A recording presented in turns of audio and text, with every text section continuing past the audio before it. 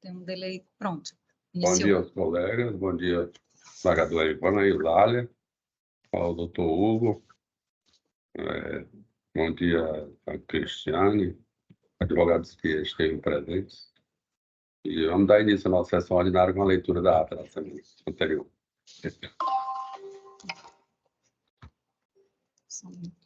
Bom dia, desembargador Joaquim, presidente desta Câmara.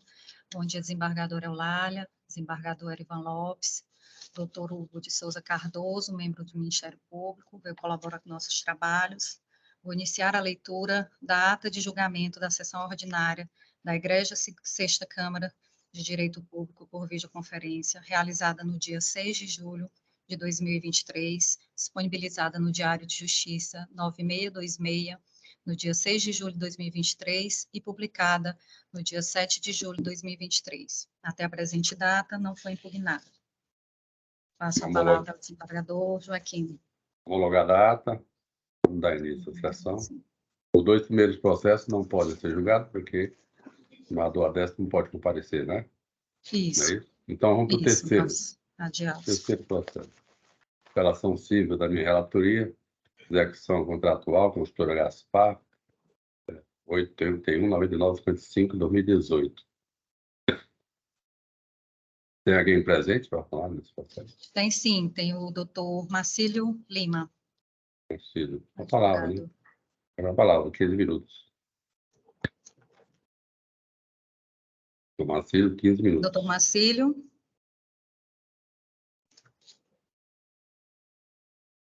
Doutor Marcílio Augusto Lima. Chegou. Bom dia, consegue me ouvir? Estou ouvindo, sim. Estou ouvindo aqui. Bom dia.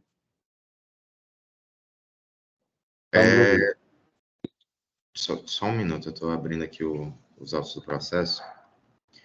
Mas, de antemão, excelentíssimos julgadores, tratamos aqui nesta sessão de julgamento de uma apelação civil interposta pela construtora Gaspar, interposta contra a sentença que não reconheceu a legitimidade passiva do município de Teresina para figurar solidariamente com a SDU Sudeste, para responder pela cobrança de diferenças de um contrato administrativo para a edificação de uma avenida. Na hipótese dos autos, restou devidamente comprovado na instrução processual que o município de Teresina, além de principal beneficiário da obra realizada, era também o garantidor, prestava o seguro-garantia e realizava pagamentos vinculados às medições destas obras. Nesse contexto, defendeu-se desde a petição inicial que o município de Teresina era parte legítima para figurar no polo passivo da ação, conjuntamente com a SDU Sudeste. Entretanto, a sentença de piso não reconheceu a legitimidade passiva do município, o que motivou a interposição do presente recurso. A hipótese dos autos, julgadores, é em muito parecida com outra que já foi apreciada por este juízo. No caso, em relação por este Tribunal de Justiça, entretanto, por outra Câmara de Direito Público, que, no caso, é o processo 0828094515 Nessa ocasião, o desembargador Sebastião, então relator, votou pelo provimento da apelação e reconhecimento da legitimidade passiva do município de Teresina, em solidariedade com a SDU Sudeste. Nessa ocasião, inclusive, julgadores, participou do julgamento como convidado o excelentíssimo relator da hipótese dos autos, desembargador Joaquim, que votou acompanhando o relator Sebastião. O que a construtora Gaspar pede, nesse momento, neste grau de jurisdição, é que seja replicado a presente hipótese, o entendimento já firmado por este tribunal, por meio de outra Câmara de Direito Público, envolvendo as mesmas partes, construtora Gaspar e município de Teresina e SDU Sudeste, reconhecendo a legitimidade passiva do município de Teresina para arcar com as diferenças das medições e cobrança de valores de reajustes nesses contratos administrativos e condene solidariamente tanto o município de Teresina quanto a SDU Sudeste. Para além das questões que já foram decididas por este tribunal em outros momentos, é importante salientar que, no presente feito, além de tratarmos de pagamentos de medições em atraso, também tratamos de pagamentos de reajustes em atraso.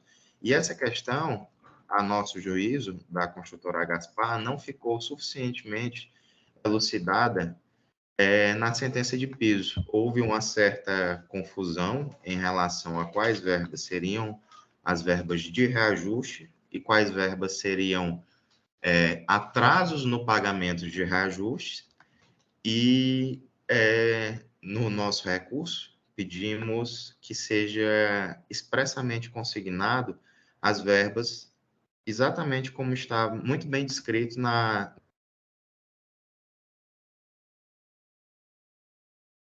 doutora Agapar, resumidamente.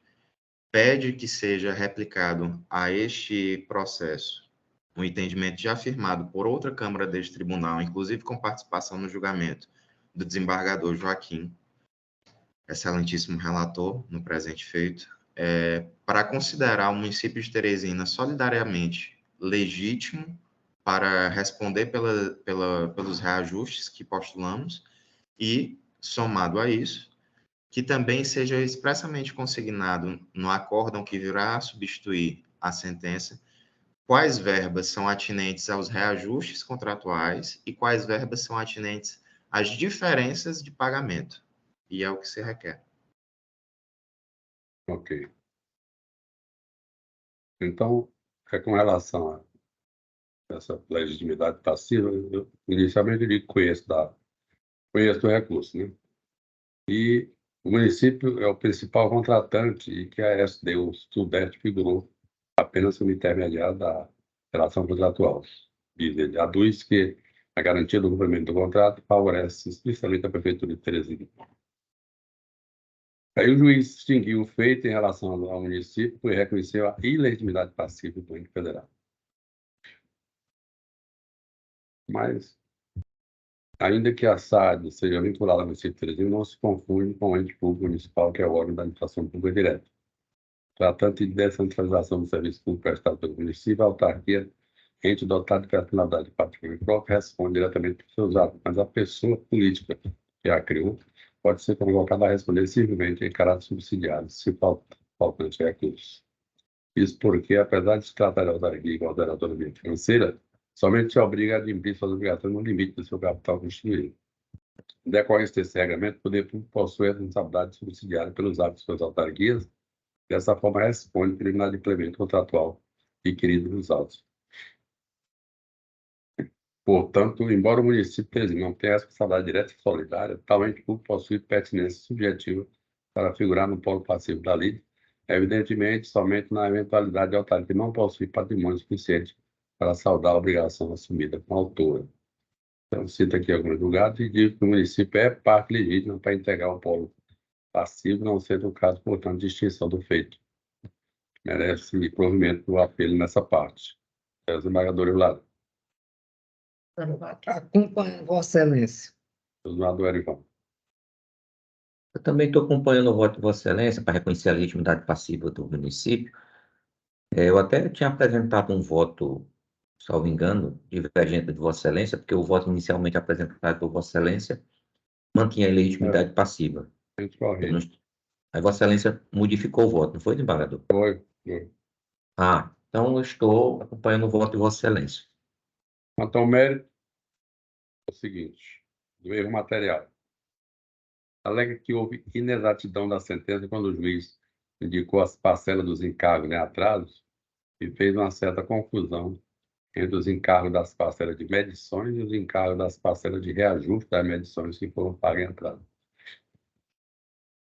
Requer a correção na indicação das parcelas referentes aos encargos em atraso, de modo que venha a constar no dispositivo a condenação ao pagamento dos encargos contratuais decorrentes do atraso do pagamento das parcelas 17, 18, 19, 22, 23, 25, 28 e 29. E encargos de reajuste da 7ª, 8ª, 10ª, 11ª, 12ª, 13ª, 14ª, 15ª, 16ª, 17ª, 18ª, 19ª, 20ª e 21 medições pagas em atraso. E o material é aquele que é perceptível à primeira vista, sem maior exame demonstra equívoco ou inexatidão relacionado a aspectos objetivos, como um cálculo errado, ausência de palavras, erro de digitação, troca de nome, etc. O apelante relatou que houve atraso no pagamento de 8 medições, bem como atraso no pagamento do reajuste de 14 medições, salientando que o pagamento foi feito sem os devidos encargos. O juiz de primeira instância considerou que o cerne da lei gira em torno do pagamento dos encargos devidos a pagamento realizado em atraso, oriunda de parcela decorrente de contrato administrativo, qual tem 830 mil, 301,38 centavos. Acréscimo de juros e correção. Desculpa aí. Essa sinusite está forte. Calculado da data do inadimplemento da obrigação até a ocasião da condenação. Assim, consta no dispositivo da sentença, julgo procedente os pedidos da autora, que faço com a rima no 487, do Código de Processo Civil, e condenou o pagamento dos encargos contratuais nas medições. Percebe que o juiz considerou que as medições pagas em atraso são exatamente as mesmas cujos reajustes também foram pagos em atraso. Conforme apontado pelo apelante, entre as medições que foram pagas em atraso e as que tiveram os pagamentos efetuados de forma atrasada, a coincidência de apenas 3. Tendo em vista que o juiz julgou procedente a pedido do apelante, forçou reconhecer o material nesse ponto. Trata-se, portanto, de erro corrigível, na medida em que foi evidenciado manifesto equívoco do julgador ou de quem escreveu a sentença, que deve ser ele mesmo. Tais erros de escrita ou de cálculo, por não afetarem a substância do julgado, pode ser facilmente corrigido. Esclarece, por fim, que o erro material abrange apenas erro na redação e não mudança dos elementos fixados na decisão, ou seja, o erro material não alcança a parte interpretativa da sentença. Dito isso, em razão do erro material claramente demonstrado, deve ser retificado o disposto na sentença no que diz respeito à condenação da SAD Sudeste para pagar os encargos contratuais decorrentes do atraso dos pagamentos das parcelas respectivas já citadas e o encargo dos reajustes também daquelas parcelas pagas em atraso. Quanto ao pedido de obrigação líquida e certa, alega que o pedido na ação de cobrança se encontra liquidado e o qual o apelado não se opôs. Salienta que os valores são previamente conhecidos pelas partes contratantes, assim como a respectiva data de vencimento do efetivo pagamento e os índices de correção monetária em juros de mora. Se sabe que a forma de apuração de valor devido em não se faz a mero critério da parte, mas diante da necessidade verificada no caso concreto, no momento da aprovação da sentença de conhecimento. No caso, o juiz verificou a necessidade de liquidação, mas não estabeleceu o tipo. Deduz que se é liquidação por arbitramento, já vez está ausente de indícios que se pretende alegar e provar fato nulo. Sabe-se que a liquidez consiste na determinação daquilo que é devido, de modo que não deixe dúvidas quanto à extensão do objeto. No entanto, embora o juiz sentenciante tenha consignado essa necessidade de liquidação, em momento oportuno evidencia, por outro lado, que a extensão da obrigação a ser adimplida já foi determinada em sentença pelo juiz, a qual, ainda que não tenha sido revestida de valores aptos. Esse viés, apesar de não haver a fixação de valores, sabe-se que a ausência do valor da condenação por si só não imputa em liquidez a sentença, notadamente porque, diante dos parâmetros estabelecidos na sentença, é possível aferir a extensão da obrigação e, portanto, o valor da condenação por meio de simples cálculos aritméticos. Sobre a temática, vale destacar o que preceita o artigo 509 do processo civil. Eu cito aqui o 509 e seus parágrafos. Se o credor apelante, por simples cálculo aritmético, conseguir alcançar o valor da obrigação, possui os elementos necessários para tanto, contido na sentença. Entende-se que é descabida a fase de liquidação por arbitramento ou por procedimento comum, em atenção aos princípios da celeridade e da efetividade jurisdicional. Cito no agravo, no Tribunal de Justiça,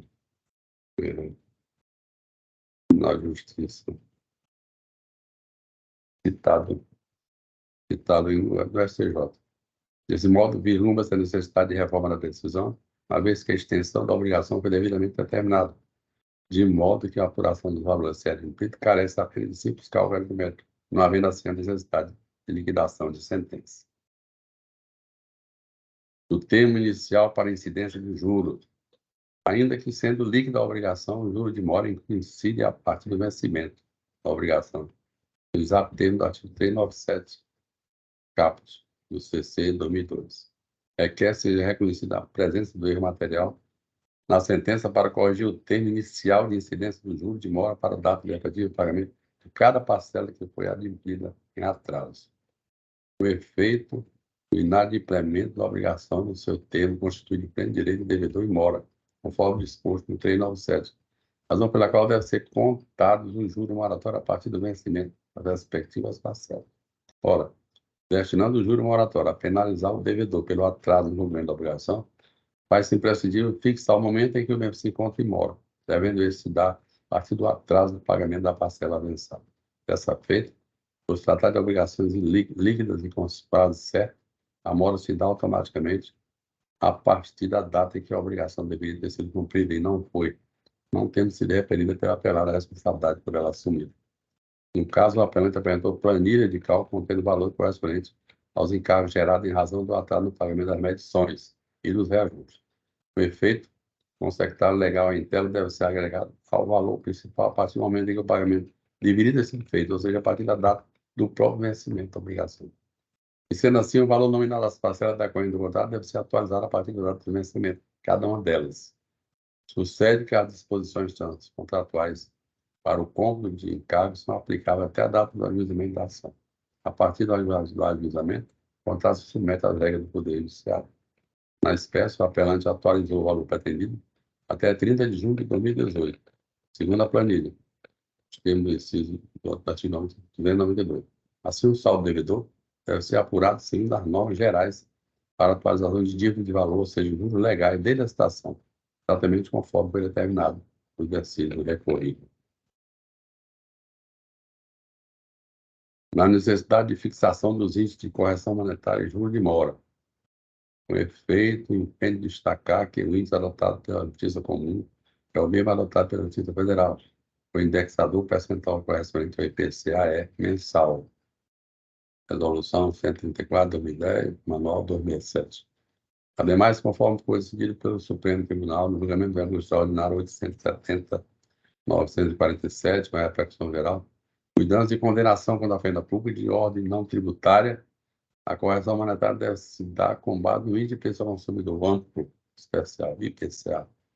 Quanto ao juro de mora, o artigo 1º da Lei 94/97, relação dada pela redação da Lei 11.960, de 2009, na parte que estabelece a incidência de juros de mora no débito da Fazenda Pública com base no índice oficial de recuperação da carinha de poupança, aplica as condenações de impostos à ofensa pública, excepcionadas as condenações oriundas de relação do direito tributário.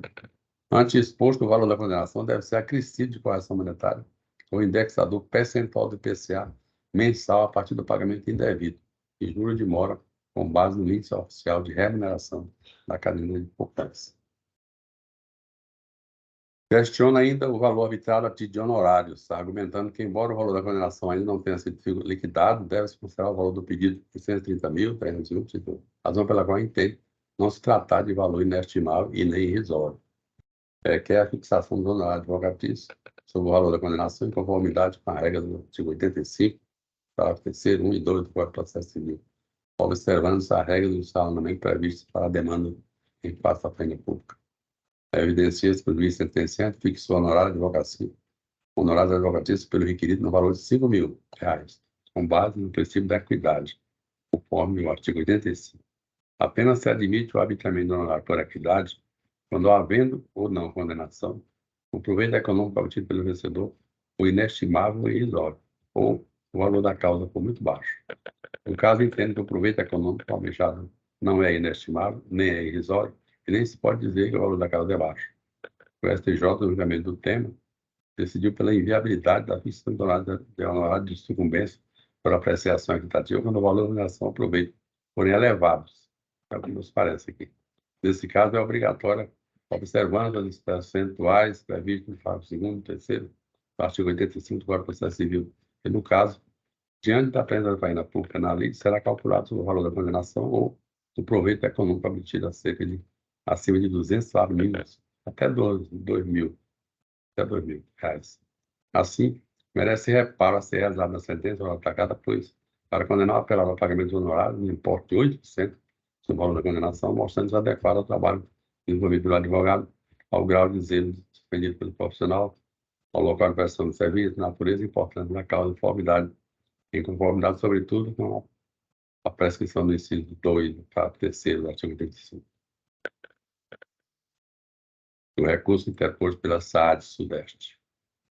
O erro em procedendo, a ausência de intimação da SAAD Sudeste na visão de geração do ônus da prova, impossibilidade de julgamento de seus documentos solicitados, em relação ao princípio da não surpresa da boa-fé. O magistrado acolheu o pedido de inclusão da SAAD no polo passivo. A SAAD foi citada no dia 20 de janeiro de 2020, conforme certidão. É criada. A título de contestação, a STU Sudeste, atualmente denominada de SAAD Sudeste, se limitou a aderir aos termos da contestação apresentada pelo município, dados tratar de defesa comum às entidades, repisando os argumentos ali lançados. No dia 20 de setembro de 2020, o juiz determinou a inversão do ônus da prova e determinou a intimação do demandado para, no prazo de 15 dias, comprovar que os pagamentos relativos ao contrato foram feitos dentro do prazo estabelecido. Na sequência, o município de Teresina acostou as informações fornecidas e, dentro da documentação, consta o ofício expedido pelo apelante, dando conta do extrato de pagamento realizado à construtora Gaspar, referente ao contrato. Inequívoca a ciência da SAAD Sudeste acerca da necessidade de fornecimento de documentos. Conforme bem mencionado, a Procuradoria representando a entidade e, como tal, possui poderes para receber intimação. Como representante da apelante, assumir todas as obrigações legais e contratuais da representação. A intimação da autarquia municipal ao apelante deve seguir os moldes do artigo 183, parágrafo 1º do Código de Processo Civil, no qual exige que a intimação pessoal da ofenda pública seja efetivada por cargo ou remessa, quando os processos tramitarem em meio físico ou meio eletrônico, aos que têm seu trâmite pelo ambiente virtual. Nos processos virtuais, os procuradores são intimados eletronicamente de todos os atos, asseverando o objetivo da economia e celeridade na tramitação, em razão da viabilidade de conferir a integralidade da tramitação dos processos por sistema totalmente eletrônico, maior rapidez na atuação do magistrado e de todos os envolvidos na demanda. Some-se a isso o fator segurança no processamento, para que todos os atos praticados pelos envolvidos requerem uso de senha pessoal e intransferível. Observemos ainda que a transparência propõe ser total. Todos os atores do processo podem saber em tempo real as fases procedimentais da prestação judicial, isso incluindo o momento exato da juntada das peças, os atos de comunicação processual, que passarão a ser instantâneos em muitos casos, e principalmente o acompanhamento da rotina cartorária, que será abreviada consideravelmente. Igualmente, não merece guarida o argumento que não foi oportunizado ao apelante suprir a falta da cópia de documento por parte do TCE. Não observo nenhum pronunciamento do magistrado no sentido de ter acolhido a justificativa de impossibilidade de juntada no processo. Sabe-se que o juiz tem poder instrutório, juiz, e na busca da verdade real determinou a expedição de ofício ao TCE para fornecer cópia do processo, porque não se posicionou como um mero espectador durante o trâmite processual. Assim agiu o magistrado visando um justo julgamento e adotou as medidas que lhe cabiam sem esperar que o apelante cumprisse com seu dever, que seria apresentar provas impeditivas, verificativas e instintivas do direito do apelado. O juiz não tinha a obrigação de intimar o apelante acerca do resultado infrutífero da tentativa. Logo, não deve ser transferido ao julgador as consequências da falta de prova documental, sobretudo porque, que pese a ampla oportunidade conferida ao ente público para a apresentação de provas, não a realizou, não se incumbindo ao ônus probatório que lhe cabia. Não merece acolhimento, portanto, pedir a anulação da decisão interlocutória de inversão do ônus da prova ou de nulidade da sentença. Do erro injudicando, não comprovação de pagamento extemporâneo. Alternativamente, substancial performance. Pagamento efetuado com pouco dia de diferença do prazo. Aceitação sem qualquer ressalva à teoria da suppressão surrecta. Quanto à questão do atraso do pagamento, vejamos o exposto a seguir. No item 5, o integrante da cláusula 5ª do contrato foi estabelecido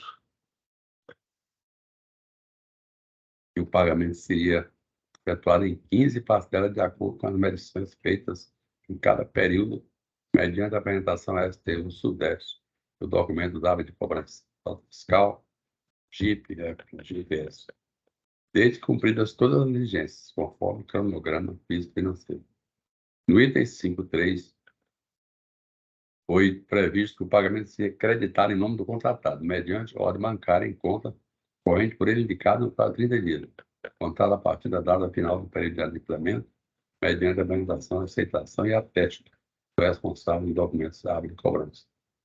Os faturamentos da contratada deveriam ser feitos no último dia de cada mês, o valor do relatório de medição apresentado pela contratante. Os correspondentes documentos de cobrança deverão ser apresentados à contratante no primeiro dia útil do mês calendário subsequente, respeitadas as condições previstas no contrato. Em caso de atraso motivado pela contratante, o valor a ser pago seria atualizado financeiramente desde a data prevista para o pagamento até o efetivo pagamento, tendo como base o Índice Nacional de Preços ao Consumidor amplo, IPCA, mais prorata tempo. O efeito, a empresa apelada não acostumou usar o protocolo das medições em cada período acompanhado do documento da aba de confiança de cobrança, o que inviabilizou aferir, em primeiro momento, se foi superado o prazo para o pagamento a partir da data do requerimento. Todavia, a empresa recolhida juntou os atos de extrato bancário indicando data e valores que lhe foram depositados pelo ente público. Outro sim, a planilha anexada pela empresa discrimina, dentre outros dados, o período da medição, a data da entrada no processo, o tempo para pagamento e a data em que foi efetivado o pagamento. O apelante não combateu tais informações. Os fatos não impugnados, especificamente na contestação, presume-se verdadeiros já teor do artigo 341, caput, processo civil. Quanto à contagem do prazo, há previsão legal no sentido de que o prazo comum de todos os processos de pagamento de até 30 dias, a partir da data da apresentação da fatura, Lei 8.666/93, esse é o prazo que leva para o gestor e o fiscal do contrato atestar na nota fiscal que o fornecedor já cumpriu a sua parte e já pode ser pago. O dispositivo legal não prevê contagem de prazo em dias úteis. Em matéria de citação em contrato, a contagem dos prazos ocorre de acordo com o artigo 110 da Lei 8.666. Eu cito aqui o artigo 110. O legislador pretendeu assegurar ao particular um prazo mais favorável. Sob esse enfoque, conclui-se que a contagem dos prazos em matéria de citação e contrato ocorre de acordo com a regra do 110, ou seja, exclui-se o dia do início e inclui-se o do vencimento, devendo ser considerado os dias consecutivos, exceto quando for explicitamente disposto em contagem. A partir da data da liquidação da despesa é que se inicia a contagem do prazo de até 30 dias para o pagamento e não da data do cumprimento do objeto contratado. No caso de materiais entregues de forma parcelada, por serviço ou obra feito por etapas, o pagamento é feito por fornecimento ou medição, respectivamente, sendo que a cada cumprimento é emitida uma nota fiscal que posteriormente será liquidada e depois paga. Conforme poderá ser pontuado a seguir, o apelado contou o prazo para o pagamento, excluindo o dia do começo, bem como o dia de feriado, e incluindo o do vencimento. A empresa apelada sustenta que houve atraso no pagamento de 8 medições, e cita, e eu citei anteriormente, extrai esta planilha apresentada pelo apelado, e já foi dada entrada no processo de pagamento da 17ª edição, no dia 26 de janeiro, terça-feira, considerando-se que a apelante teria um prazo de 30 dias para efetuar o pagamento, e excluindo-se da contagem o dia de feriado, carnaval, a data do vencimento seria 27 de fevereiro de 2016. O efeito deve ser afastado da cobrança de juros de mora quando o vencimento dê em sábado, domingo ou feriado, desde que seja quitado no primeiro dia subsequente. O pagamento, então, deveria ter ocorrido no dia 29, segunda-feira, mas foi efetivado somente dia 2 de março. 2 de março. Com 4 dias de atraso, logo deve ser cobrado o juros desse período. A 18ª medição foi protocolizada no dia 26 de fevereiro, iniciando-se a contagem no prazo no próximo dia 29 de fevereiro, e excluindo a contagem do feriado 25 de fevereiro. Mas o mesmo somente foi efetivado em 1º de abril, com um dia de atraso. A outra medição, a 19ª, foi protocolizada dia 29 de março de 2016, excluindo o feriado e data final do pagamento, estava previsto dia 30 de abril. O efeito deve ser afastado da cobrança de juros de mora quando o vencimento se dá em sábado, domingo ou feriado, desde ser quitado no dia subsequente ao pagamento. Então, que deveria ter ocorrido dia 2 de maio, mas só foi concretizado dia 5, com 5 dias de atraso. A 22ª medição foi também com 8 dias de atraso. A 23ª, com 5 dias de atraso. A 25ª, com 5 dias de atraso. A 28ª, 13 dias de atraso. 13. A 29ª, com 132 dias de atraso. Pelo visto, não merece prosperar a alegação de inexistência de prova de pagamento extemporâneo. O efeito apelado comprovou a mora. Comprovou que ainda os valores devidos decorrentes da contratação. É destituído de razoabilidade afirmar. O inadimplemento da administração não acarretaria qualquer consequência e se apresenta negar a eficácia do princípio da legalidade e liberar a administração para adotar condutas arbitrárias. É incompatível com o Estado de Direito. Além das severas punições aos agentes administrativos responsáveis pela infringência da lei, a administração está obrigada a reparar estritamente todas as consequências do inadimplência. O atraso no pagamento gera o dever que a administração recompor o equilíbrio econômico-financeiro da contratação. O prazo se computa a partir do termo final para pagamento normal pela administração. O atraso de pouco dia não libera a administração dos encargos de responder pela importância em atraso. A teor do adimplemento consubstancial tem por objetivo preciso impedir que o credor resolva a relação contratual em razão de inadimplemento de ínfima parcela, e tal conceito não se coaduna com o objeto dos autos, que trata apenas do direito de o credor obter a atualização de valores não pagos em tempo hábil.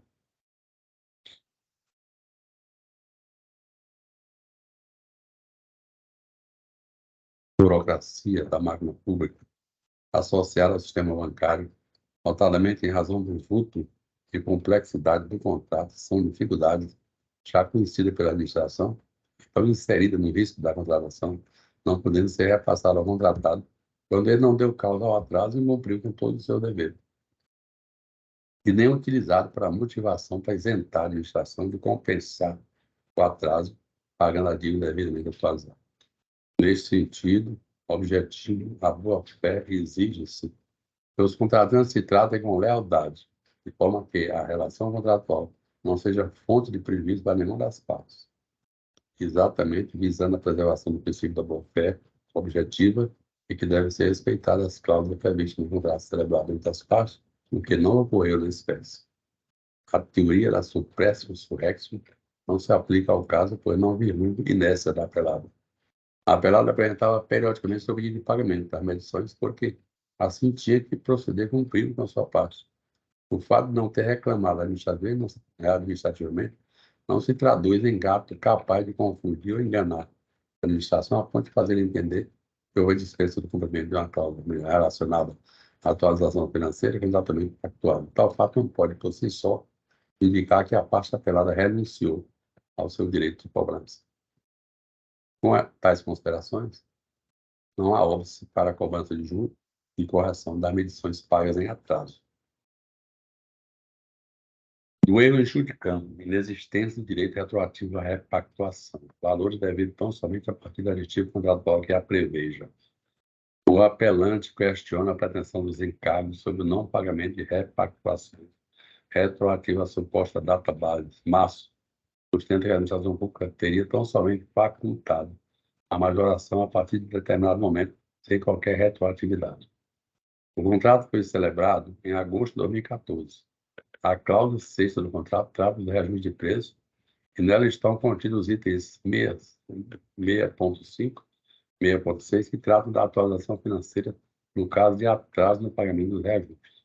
Na sequência, houve um total de 9 termos aditivos. O termo aditivo número 1, datado de setembro de 2015, modificou a cláusula primeira do contrato, acrescendo o valor de R$ 6.053.909,92, que correspondeu ao percentual de 9,15% do valor inicial do contrato. Pelo visto, não merece respaldo o argumento que a apelada teria renunciado a um direito ao reajuste em troca de extensão do prazo para a conclusão da obra, pois houve sim alteração do preço inicialmente contratado. De toda sorte, convém salientar que o apelado não reclamam o inadimplemento da retroatividade do reajuste, mas sim o atraso do pagamento dos reajustes que já tinham sido pagos retroativamente, ou seja, atraso do pagamento dos reajustes das cláusulas já apontadas e 21 medições. Ou seja, se os pagamentos do reajuste foram pagos pela administração, porém com atraso de fato, a discussão não envolve o direito ao reajustamento do preço, conforme observado, mas somente a incidência de seus encargos gerados pelo atraso. O reajuste é um instrumento apto a reequilibrar economicamente o contrato em razão da variação dos custos de produção no custo normal da economia provocada especialmente pelo processo inflacionário. Uma vez fixados os elementos inerentes no reajuste no edital do contrato, atrelam-se as partes do seu atendimento. Isso porque, entre os princípios que regem as transações públicas, destaca-se o da vinculação ao instrumento convocatório e o da pacta sunt servanda, artigo 6b da Lei de Licitação. Considerando que houve a prorrogação da vigência contratual com o direito ao reajuste surgido em momento anterior, não há falar em preclusão lógica desse direito, o que autoriza a concessão do reajuste retroativo relativo às medições anteriores em que o contrato não foi reajustado. Ademais, na hipótese em que autoriza a concessão do reajuste retroativo relativo às medições anteriores em que o contrato não foi reajustado. Ademais, na hipótese de a administração pública não ter aplicado o índice de reajuste, é devido ao pagamento retroativo. Assim, com essas considerações, eu voto pelo conhecimento e improvimento do recurso interposto pela SAD Sudeste, bem como pelo conhecimento e improvimento parcial do recurso da construtora Gaspar, a fim de reconhecer a legitimidade passiva do município de Teresina para figurar no polo passivo e retificar o dispositivo da sentença no que diz respeito à condenação da SAD Sudeste e subsidiariamente do município de Teresina para pagar os encargos contratados decorrentes no atraso dos pagamentos da 17, 18, 19, 23, 25, 28 e 29 medições, bem como os encargos reajustes da 7ª, 8ª, 10ª, 11ª, 12ª, 13ª, 14ª, 15ª, 16, 17, 18, 19, 20 e 21 medições pagas em atraso. Afastar a necessidade de liquidação de sentença, indicar o índice de júri e correção monetária e condenar o apelado ao pagamento dos honorários advocatícios nos termos que é previsto no inciso 2, parágrafo 3º do artigo 85 do Código de Processo Civil. Os juros serão calculados a partir da citação, de acordo com o índice oficial de remuneração básica, e juros que recaem sobre a garantia de poupança, termo do artigo 1º da Lei 9494 de 99. A correção monetária será aplicada a partir da data do efetivo prejuízo, com base no índice de preço consumidor amplo, e será devida a partir da data que era devido ao pagamento, outubro de 2015, considerando o grau de zelo do patrono da autora, a natureza simples da causa e o trabalho e tempo exigido pelo serviço, aplica o dispositivo do artigo 85, parágrafo 2º e 3º do Código de Processo Civil de 2015, e fixa os honorários de sucumbência em favor da advogada da autora em 8% do valor da condenação. É o voto, senador Eulália. O voto de Vossa Excelência. Doutor Ivan. Também acompanho o voto de Vossa Excelência. Ok. Então, vamos para o processo número 4, né, doutor Cristo? Isso. Ivan Lopes é o relator, apelação civil, abuso de poder, Estado do Piauí, Laboratório de Análise Clínica Enéas Maia Neto.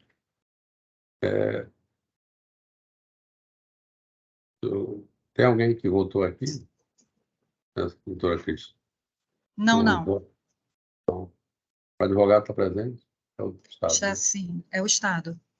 Estou salvo. 15 minutos. Isso. Bom dia a todos. Eu dirijo meus cumprimentos ao excelentíssimo senhor desembargador Erivan José da Silva Lopes, ao excelentíssimo senhor desembargador Joaquim de Santana Filho, à excelentíssima senhora desembargadora Eulália Maria Pinheiro, do mesmo modo, cumprimento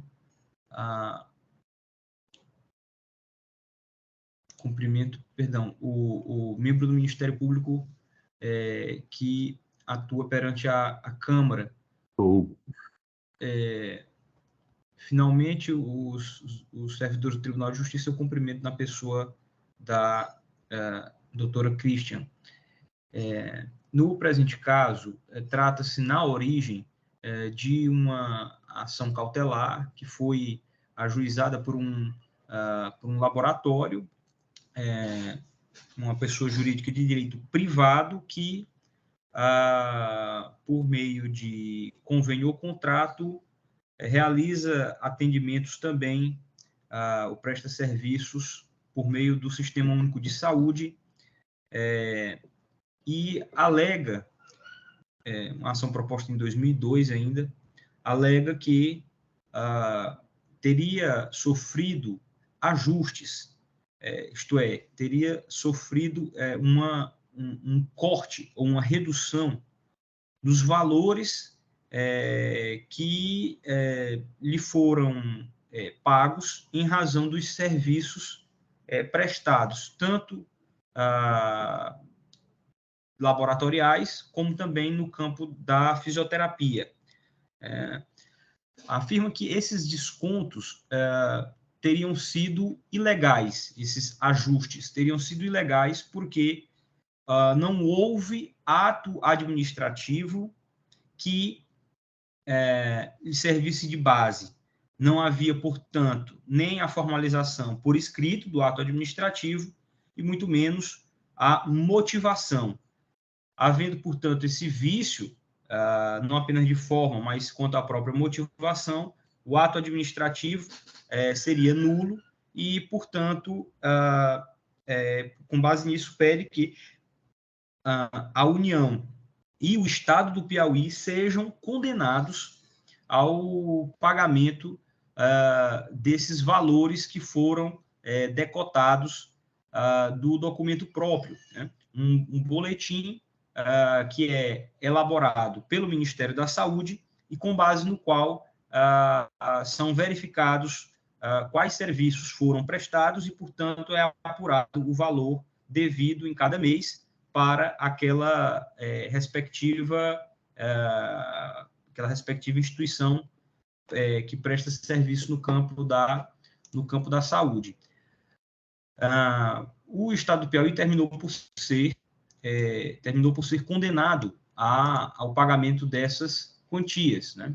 Mas o Estado interpõe a apelação para postular a reforma da sentença, principalmente escorado no fato de que o cálculo desses valores sequer é realizado pelo Estado do Piauí. Na realidade, esses cálculos eles são simplesmente os recursos para o pagamento desses valores é simplesmente transferido ao Estado depois de o cálculo já ter sido realizado pelo Ministério da Saúde.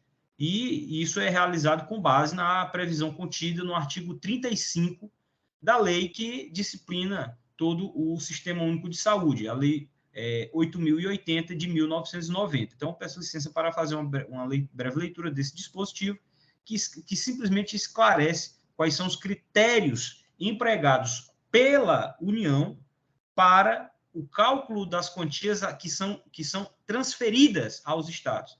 Então, para o estabelecimento de valores a serem transferidos a estados, Distrito Federal e municípios, será utilizada a combinação dos seguintes critérios, segundo análise técnica de programas e projetos.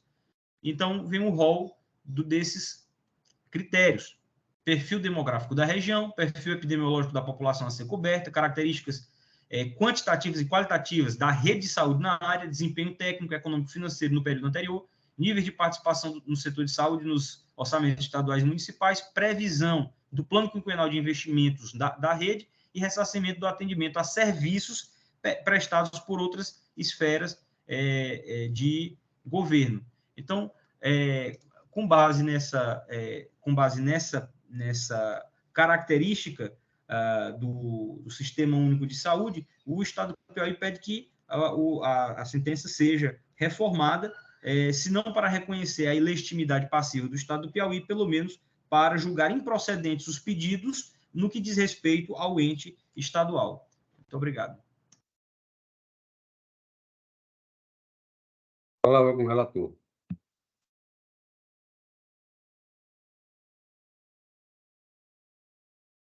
Senhor presidente, desembargador Eulália, o Estado do Piauí se insurge contra a sentença que determinou que não fosse realizado qualquer ajuste no pagamento dos serviços prestados pela parte autora, laboratórios e clínicas de fisioterapia particulares que prestam serviços conveniados ao SUS, sem que houvesse a motivação das razões de fato e de direito que fundamentassem sua decisão. Veja-se, pois, que apesar do juízo de origem constar na sentença a procedência do pedido autoral, em verdade, pelo cotejo do pedido e da conclusão da decisão, verifica-se que esta apenas julgou parcialmente procedente, já que não foi determinada a impossibilidade de ajuste nos meses futuros, como requerido na ação cautelar, mas sim que os atos administrativos que os autorizassem fossem devidamente motivados. A sentença foi só isso. Nessa linha, pelo princípio da congruência aplicado no âmbito recursal, segundo o qual o conteúdo do recurso deve estar distrito à decisão ou à parte da decisão impugnada, não merecem ser conhecidos e analisados os argumentos do Estado que defendem a possibilidade do reajuste, já que tal pretensão já foi acolhida no primeiro grau. Assim, devem ser analisados, neste grau de recurso, apenas a determinação da motivação dos atos administrativos autorizadores do reajuste, nos repasses às autoras, ora apelados, não a possibilidade de ajuste em si, como deve ser analisado. Neste ponto, adianto que não há reparos a serem feitos na sentença. A participação complementar da iniciativa privada na assistência à saúde dar-se-á nos termos do artigo 24, parágrafo 1 da Lei 8.080/90, que dispõe sobre as condições para a promoção, proteção e recuperação da saúde, a organização e funcionamento dos serviços correspondentes e da outras providências, mediante a celebração de convênio ou contrato, observadas as normas de direito público. Artigo 24. Quando as suas disponibilidades forem insuficientes para garantir a cobertura assistencial à população de uma determinada área, o Sistema Único de Saúde do SUS poderá recorrer aos serviços ofertados pela iniciativa privada. Parágrafo único. A participação complementar dos serviços privados será formalizada mediante contrato ou convênio, observadas a respeito às normas de direito público. Assim, conforme defendido pelo Estado, esta ressalva confere ao poder público a prerrogativa de proceder às alterações, independentemente da anuência do conveniado.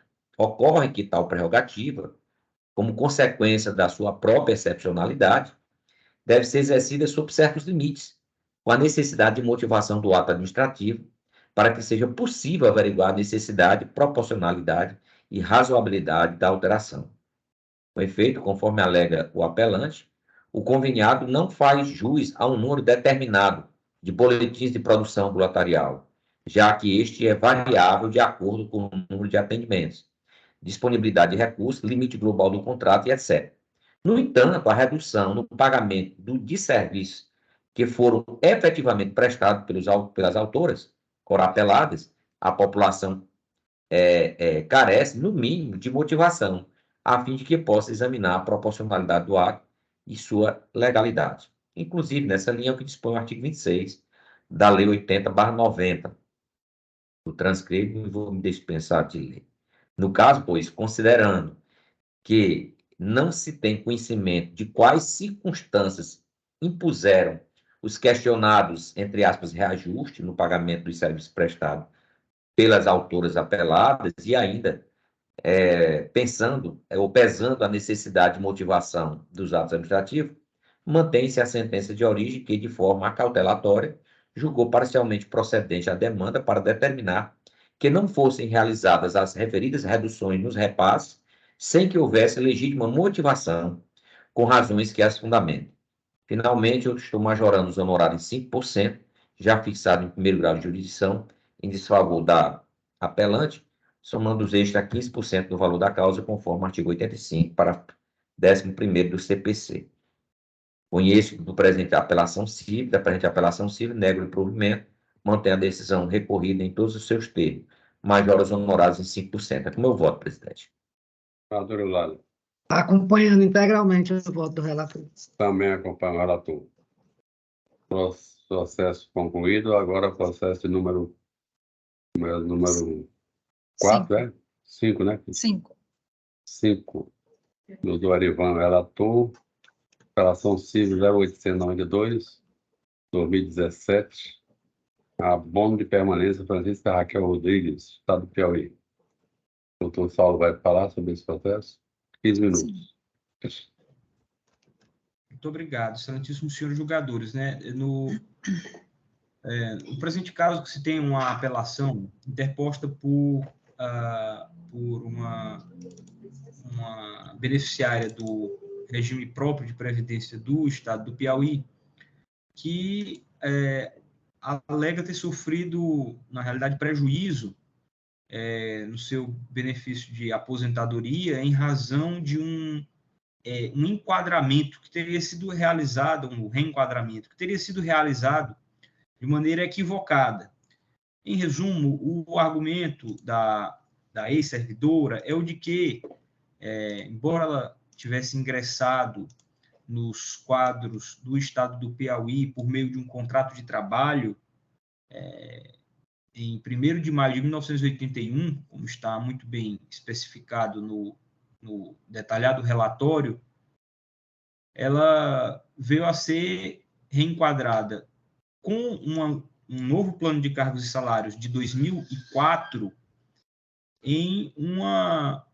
no cargo de agente técnico de serviço, que é um cargo integrante do grupo ocupacional técnico. Seria, portanto, um cargo que exige o nível médio, né, de escolaridade. E afirma que, com o advento da Lei 6.201, em 2012, houve esse reenquadramento supostamente equivocado, porque ela teria sido reenquadrada no grupo ocupacional de nível auxiliar.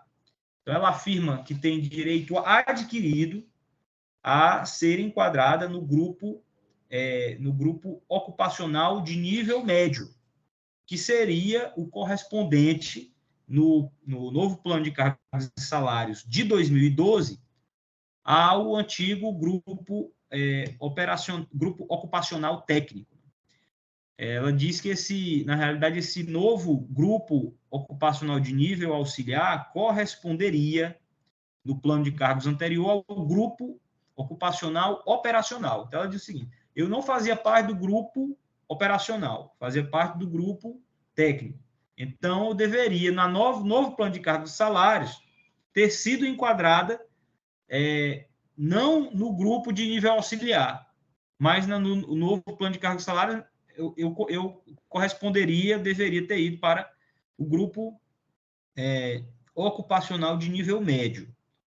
No entanto, como a própria servidora deixa claro, ela, na realidade, ingressou nos quadros do Estado do Piauí mediante um contrato de trabalho, num cargo, na realidade, de atendente, sem prévia aprovação em concurso público, que faz dela aquele servidor que não é um servidor efetivo, por mais que tenha a estabilidade excepcional prevista no artigo 19 do ADCT. E, então, a sentença, que julgou improcedentes os pedidos, encontra o fundamento firme nessas circunstâncias, no entendimento pacífico e vinculante do Supremo Tribunal Federal. No julgamento de março do ano passado, o Supremo Tribunal Federal reiterou essa distinção entre o servidor dotado de estabilidade excepcional e o servidor efetivo, e pacificou a questão relacionada à possibilidade de reenquadramento desses servidores que não são efetivos em novos planos de cargos e salários. É o recurso extraordinário com agravo 1.306.505, proveniente do Acre, que foi relator o ministro Alexandre de Moraes, no exame daquilo que o Supremo chama de tema, o tema 1157 da repercussão geral. E nessa ocasião foram reafirmadas foi reafirmada a seguinte tese: o plenário do Supremo Tribunal Federal, no julgamento da ADI 3.609 pelo Tribunal Pleno em 2014, declarou a inconstitucionalidade da emenda constitucional 38 de 2005 da Constituição do Estado do Acre, que previa a efetivação de servidores públicos providos sem concurso público até 31 de dezembro de 94, mesmo que não se enquadrassem na estabilidade excepcional prevista no artigo 19 do ADCT da Constituição Federal. Por violação, a emenda violou, né, a emenda estadual violou o artigo 37, inciso 2º da Constituição Federal, onde está previsto o concurso público. Prossegue o Supremo. A modulação dos efeitos realizada por esta Corte no julgamento da ADI 3.609 não conferiu efetividade aos servidores que ingressaram no serviço público estadual sem concurso até 2015. A concessão de efeitos prospectivos teve por escopo considerar ao Estado tempo suficiente para a realização de concurso público para o preenchimento dos cargos que foram ocupados de forma inconstitucional, visando a evitar a paralisação de serviço público essencial.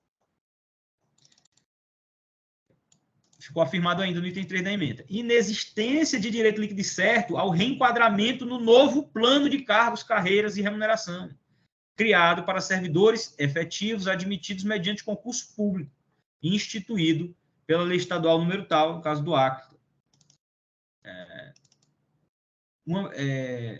Uma vez que é admitido o servidor, né, em 13 de maio de 86, sem concurso público e contratado pelo regime seletista. Aqui, no caso, foi contratado em 81. Dispensada a devolução dos valores eventualmente recebidos, né, de boa-fé e tudo. Mas ficou reafirmada, então, nesse caso, a seguinte tese de repercussão geral. É vedado o reenquadramento em novo plano de cargos, carreira e remuneração de servidor admitido sem concurso público, antes da promulgação da Constituição Federal de 88, mesmo que beneficiado pela estabilidade excepcional do artigo 19 do ADCT. Haja vista que esta regra transitória não prevê o direito à efetividade nos termos do artigo 37, inciso 2º da Constituição Federal e decisão proferida na ADI 3.609, em que foi relator o ministro Dias Toffoli, julgada pelo Tribunal Pleno em outubro de 2014. Então, esse julgamento de 28 de março de 2022, pelo plenário do Supremo Tribunal Federal, e ele confere base a essa sentença. Razão pela qual o Estado do Piauí pede que o apelo seja desprovido. Muito obrigado. Palavra com o relator. Eu estou mantendo a sentença de primeiro grau, senhor presidente, em voto assim resumido. Apelação civil, ação declaratória de nulidade de ato administrativo, cumulado com obrigação de fazer e com cobrança e danos morais, reenquadramento funcional por meio de lei, inexistência de direito adquirido a regime jurídico, jurisprudência do STF, inconstitucionalidade do provimento de servidor em cargo em que não integra a carreira, súmula vinculante 43, autotutela administrativa, legalidade do ato de revisão dos proventos da aposentadoria da servidora, recurso que eu conheço e nego provimento, senhor presidente. Doutor Eulália. Acompanhando integralmente o voto do relator. Também acompanho o voto do relator e conclua o julgamento. O processo número 6. Ivan Lopes também é o relator. Relação civil 0800, 4 de 2018. Estado do Piauí, José Antônio Gregório Vieira. Doutor Saulo vai manifestar. Não, não. Eu peço até licença para me retirar, porque eu sustentaria apenas em outros 2 processos que terminaram por ser adiados em razão da ausência do desembargador Adesso. Então, eu agradeço a atenção e desejo a todos um final de semana de muita paz. Obrigado. Até a próxima oportunidade. Um forte abraço. Obrigado. Doutor Erivan, fala. Meu voto é o seguinte, senhor. Apelação militar, promoção na carreira, cobrança de subsídio pago a menor, ônus do réu de comprovar o pagamento correspondente à graduação ou eventual fato impeditivo, artigo 373, 2 do CPC, encargo não atendido, sentença mantida, recurso coincide desprovida. Como eu voto? Doutor Eulália. Acompanhando integralmente o voto do Vossa De Excelência. acordo com o relator também, acompanho o voto. O processo seguinte é do número 7, né? Isso. Doutora Eulália é relatora, AI 0757757, 2022, ICMS, incidência sobre o ativo fixo. Ricardo Azevedo do Rego Costa Filho e Estado do Piauí. Não temos advogado, a senhora pode até. Não. Eu vou votar pela emenda, desembargador, já que está disponibilizado o voto. Exatamente. É um agravo de instrumento interposto em fase de decisão que rejeitou a exceção de pré-executividade nos audação 075, 77, 57, 64, 2022.8.18.000. O mesmo juiz, a qual proferiu decisão com o dispositivo no seguinte termo: rejeita a presente exceção de pré-executividade em relação aos argumentos aduzidos pela executada. Desta feita, determina o prosseguimento da execução fiscal, entendendo que a figuração da titular de firma individual no polo passivo da execução fiscal não importa em prejuízo à segurança jurídica da relação tributária, por se tratar de um microempresário individual, ao passo que a doutrina e jurisprudência estabeleceram que a confusão patrimonial é característica e, sendo assim, o empresário individual responde pela dívida da pessoa jurídica e vice-versa. Depende da leitura da decisão atacada que a controvérsia foi examinada de forma satisfatória, mediante apreciação da disciplina normativa e cotejo ao firme posicionamento jurisprudencial aplicável à hipótese. Da análise do processo de conhecimento não se constata lesão à ampla defesa, ao contraditório e ao devido processo legal, visto que a citação do agravante seguiu o regramento legal aplicável à espécie. De fato, a jurisprudência do STJ já fixou o entendimento de que a empresa individual é mera ficção jurídica que permite à pessoa natural atuar no mercado com vantagens próprias da pessoa jurídica, sem que a titularidade implique distinção patrimonial entre o empresário individual e a pessoa natural titular da firma individual. É o RESP 1.355.00 de São Paulo, que foi relator o ministro Marco Bussi. Carta sua, julgada em 20 de outubro de 2016, publicado no Estado de Justiça dia 10 de 11 de 2016, de que o empresário individual responde pelas obrigações adquiridas pela pessoa jurídica, de modo que não há distinção entre pessoa física e jurídica para os fins de direito, inclusive no que tange ao patrimônio de ambos. Sendo assim, o empresário individual responde pela dívida da firma sem necessidade de instalação do procedimento de desconsideração da personalidade jurídica. Artigo 50 do Código Civil 2002 e artigo 133 e 137 do CPC 2015, por ausência de separação patrimonial que justifica esse rito. Sobre a alegação de nulidade de lançamento com base em presunção nos termos da contrarrazão apresentada, entende-se que, embora a legislação permita ostensivamente a utilização de presunção para fim de lançamento, sobretudo nas hipóteses em que o contribuinte omite informações com o propósito de dificultar ou inviabilizar a cobrança do tributo, não foi acostada aos autos o processo administrativo que deu origem ao crédito sob execução, o que inviabiliza o conhecimento da exceção, vez que nela somente pode ser deduzida matéria de ordem pública e que dispense de dilação probatória. É a súmula 393 do STJ, precedente do STJ, no ARESP 1.998.854 do Rio de Janeiro, que foi relator ministro Raul Araújo, da quarta turma, julgado em 8 de agosto de 2022 e publicado em 26 de agosto de 2022. Quanto à multa aplicada nos termos da jurisprudência do Supremo Tribunal Federal, a multa punitiva é aplicada em situações nas quais se verifica o descumprimento voluntário da obrigação tributária prevista na legislação pertinente. É a sanção prevista para coibir a bula à atuação da administração tributária nessas circunstâncias, conferindo especial destaque a possibilidade de aplicação de multa em percentuais mais rigorosos, respeitados os princípios constitucionais relativos à matéria. A Corte Suprema tem firmado entendimento no sentido de que o valor da obrigação principal deve funcionar como limitador da norma sancionatória, de modo que a abusividade revela-se nas multas arbitrárias acima do montante de 100%. É publicado no curso que foi relator do ministro Roberto Barroso. A certidão de dívida ativa, nos termos do artigo 204, goza de presunção de certeza e liquidez que não foi afastada pelo recorrente. Em suma, a parte agravante não se desincumbiu de sua obrigação, uma vez que não produziu qualquer prova para afastar a legitimidade da CDA. Registro por oportuno que, nos termos do entendimento do Superior Tribunal de Justiça, os requisitos formais da CDA visam dotar o devedor dos meios necessários a identificar o débito e, assim, poder impugná-lo. Não se exige cumprimento de formalidade sem demonstrar o prejuízo que ocorreu pela preterição da forma. Princípio da instrumentalidade e os atos processuais. Estando, pois, a CDA em conformidade com as exigências da lei, a dívida goza de presunção de certeza e liquidez.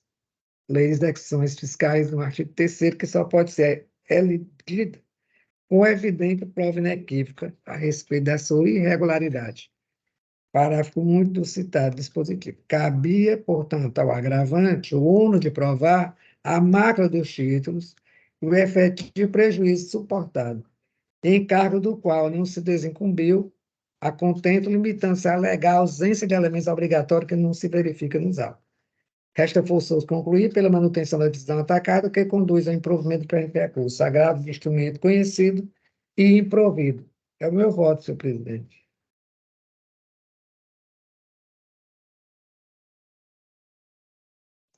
Eu acompanho a relatora e dou a palavra ao doutor Erivan. Eu também acompanho o voto da relatora. Temos alguma coisa a mais, doutora Cris? Não, pauta concluída, desembargador Os Joaquim. Só colegas têm... desejar uma feliz final de semana para todos. Isso. Obrigado. Bom Mais. final de Tá semana a certo. todos.